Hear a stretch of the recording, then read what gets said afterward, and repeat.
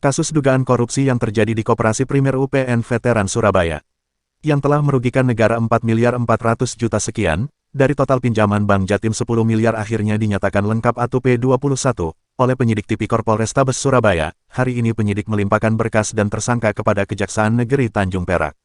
Dalam tahap 2 ini, Kejaksaan Negeri Tanjung Perak Surabaya tidak melakukan penahanan kepada ketiga tersangka yang merupakan mantan ketua, sekretaris dan bendahara di Koperasi Primer UPN Veteran, yakni Wiwi Indrawati, Yuliatin Alif Syamsiah, Risno Jatiningsih. Menurut Kasih Intel Kejaksaan Negeri Tanjung Perak, modus korupsi ini adalah Koperasi Primer UPN Veteran Surabaya melakukan peminjaman uang ke Bank Jatim sebanyak 10 miliar, peminjaman dilakukan 2 kali peminjaman per bulan Agustus tahun 2015, sebesar 5 miliar dengan menggunakan data yang sama, kemudian Koperasi UPN Veteran tidak bisa melakukan pembayaran atau macet. Waalaikumsalam warahmatullahi wabarakatuh. Rekan media, baik pada sore hari ini, tanggal 17 Januari 2024, Kejaksaan Negeri Tanjung Perak telah menerima pengiriman tersangka dan barang bukti dari Polrestabes terhadap dugaan perkara tindak pidana korupsi dalam pemberian kredit kepada Primer Koperasi UPN Veteran Jawa Timur oleh PT Bank Pembangunan Daerah Jawa Timur atau Bank Jatim tahun anggaran 2015. Penyerahan tersangka ini dilaksanakan atas nama tersangka GAS, yang kedua tersangka SR, dan ketiga tersangka WI beserta barang buktinya dari penyidik Polres Tabes Kota Surabaya. Secara singkat, bahwa Primer Koperasi UPN Veteran Jawa Timur ini pada tanggal 3 Agustus tahun 2015 telah mengajukan pinjaman kepada Bank Jatim Syariah cabang Surabaya Utara dengan jenis pembiayaan modal kerja kepada para anggota koperasi dengan prinsip mudharabah wal murabahah sebesar 5 miliar rupiah. Selanjutnya pada tanggal 11 November 2015, Koperasi Primer UPN Veteran Jawa Timur kembali mengajukan pinjaman serupa dengan jumlah besaran 5 miliar. Nanti secara singkat kita sampaikan bahwa para tersangka ini telah melakukan tindakan melawan hukum dengan membuat laporan keuangan dan perjanjian kepada anggota Koperasi Primer UPN Veteran Jawa Timur secara fiktif yang mengakibatkan kerugian dari Bank Jatim Syariah cabang Pemantul Surabaya Utara sebesar 4.436. Sekarang ada pelimpahan tersangka dan barang bukti untuk nanti diajukan ke persidangan di pengadilan. Jadi bukan ini dibawa Yayasan UPN Veteran ya? iya. Nilai fiktifnya itu ya, nilai fiktifnya mulai dari berapa sampai yang bukan nilainya, bukan nilai fiktif, kerugiannya yang 4 miliar 436 juta 748.265,22 sen. Susah ngitungnya banyak. Pak Kasih Intel, apakah pengajuan dulu yang dilakukan oleh para tersangka ini itu menggunakan nama orang yang akhirnya meninggal atau tidak meninggal tapi diajukan untuk meninggal seperti itu? Iya. Oke ya. Sementara itu, kuasa hukum tersangka mengungkapkan, penyidik Tipikor Polrestabes Surabaya sangat disayangkan karena telah mengeluarkan seprindik pemeriksaan kepada ketiga tersangka atas dugaan korupsi. Sementara itu, jangka waktu peminjaman uang tersebut adalah 5 tahun yang belum selesai masanya, sehingga penyidik terkesan memaksakan dalam kasus ini. Rekan-rekan media, baik cetak maupun elektronik yang saya hormati, dan saya ucapkan terima kasih setinggi-tingginya karena luar biasa kepedulian rekan-rekan dalam kasus ini, sehingga pada hari ini tanggal 17 hari Rabu Januari 2023 rekan-rekan bisa duduk bersama di Kejaksaan Negeri Tanjung Perak, Surabaya. Jadi pada hari ini saya Ahmad Suhairi SHMH dan juga rekan saya Nanda Prabowo melakukan pendampingan dari tadi jam 11 dari Polrestabes Surabaya menuju ke Kejaksaan Negeri Tanjung Perak ini.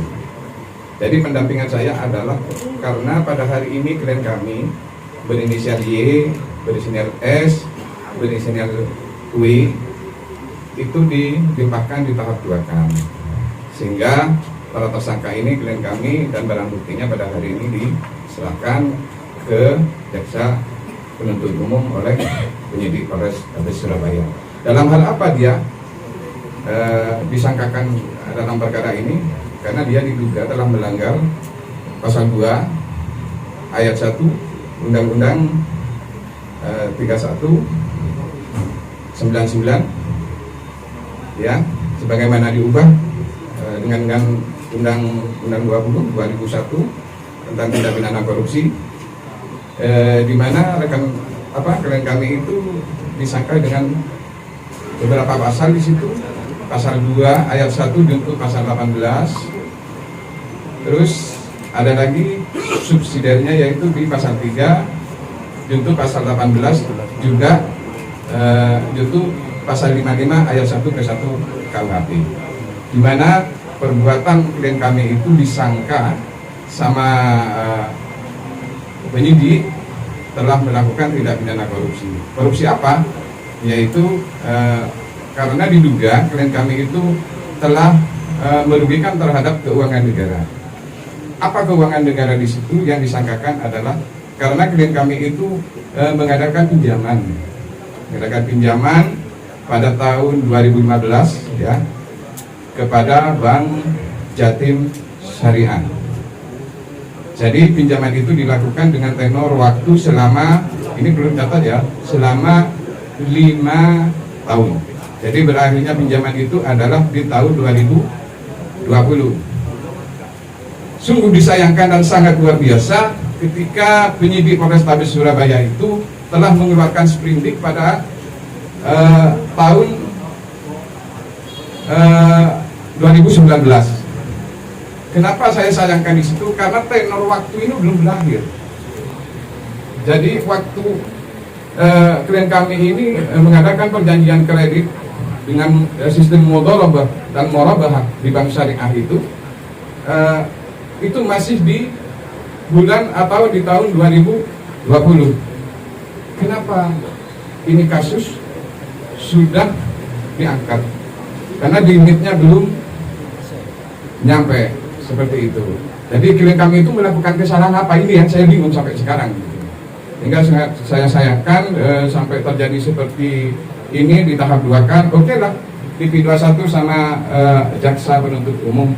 Oke, karena apa? Dia juga berwenang tentang hal itu. Dan juga pada saat ini kami kuasa hukum dari para tersangka ini telah mengajukan untuk tidak dilakukan penahanan dalam hal kasus ini. Dan alhamdulillah sama Bapak Kajari Tanjung Perak, permohonan kami itu diterima, namun tidak diterima 100% ya. Hanya diterima klien kami itu ditahan sejak hari ini sebagai tahanan kota.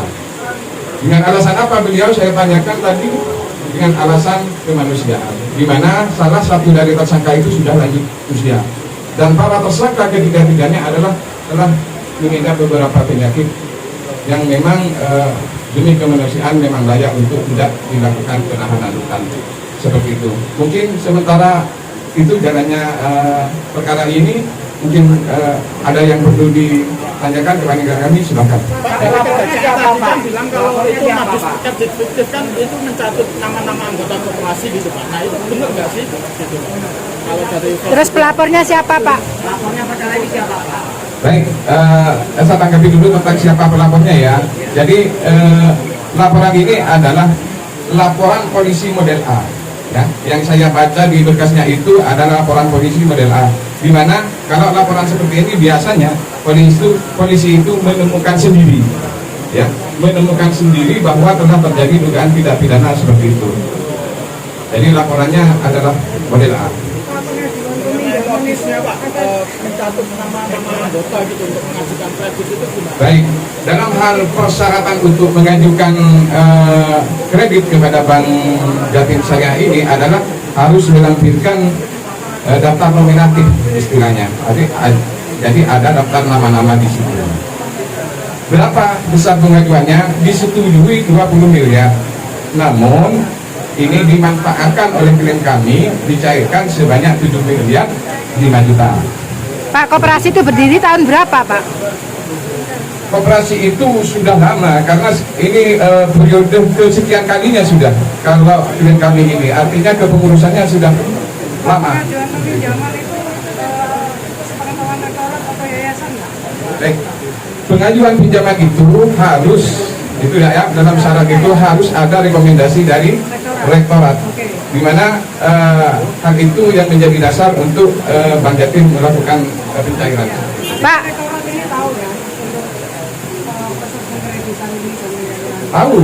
Tahu, rektorat tahu. Pak, apakah dari awal koperasi itu berdiri tahun ini kan cuma pelimpahan yang beberapa kali ya pergantian. Apakah dari awal administrasi ini tertib atau amburadul sehingga ini ada dugaan gali lubang tutup lubang? Baik.